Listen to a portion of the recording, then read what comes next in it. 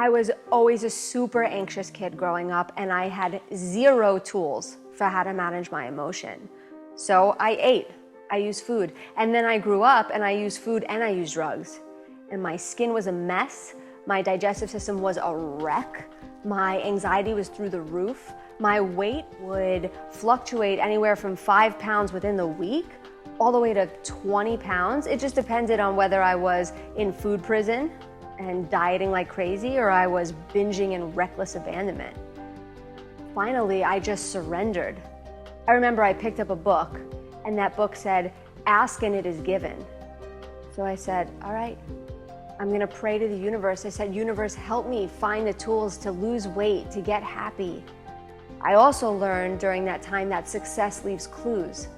So I started studying all these people who were happy, healthy, at peace, women who had lost weight and kept it off.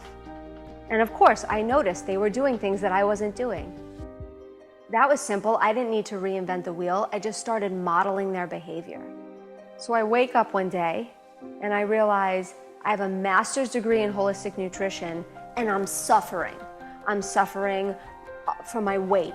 I'm suffering because of my body image. I'm suffering because the voice in my head is constantly telling me that I'm not good enough, I'm not thin enough, I'm not rich enough, I'm not pretty enough, I'm not in the place I'm supposed to be.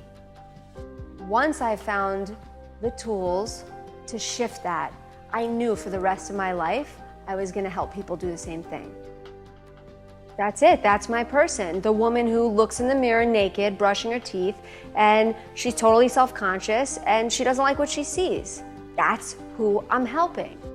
It took me so long to get to the place where I can look in the mirror and like what I see. And it's not just like what I see. I'm telling you, I look in the mirror now and I say to myself, you sexy beast, you worked so hard for what you have. And it's not because I look perfect. I have cellulite on my ass, on my thighs, my boobs sag way more than they should, I don't have abs, I have like 4 random hairs that grow out of my chin. I'm not perfect, but that is the spiritual journey. You cannot hate what you see in the mirror and think you're gonna find all this discipline to change it. Change happens by love, not by force. I'm still humbled every week by the work I still need to do. The second my self-care is off, the first thing I do is overeat. The second I don't manage that voice in my mind, the first emotion I feel is anxiety. This is health. Health is a practice. You don't get to cross it off a list. Every morning you have to get up and start again.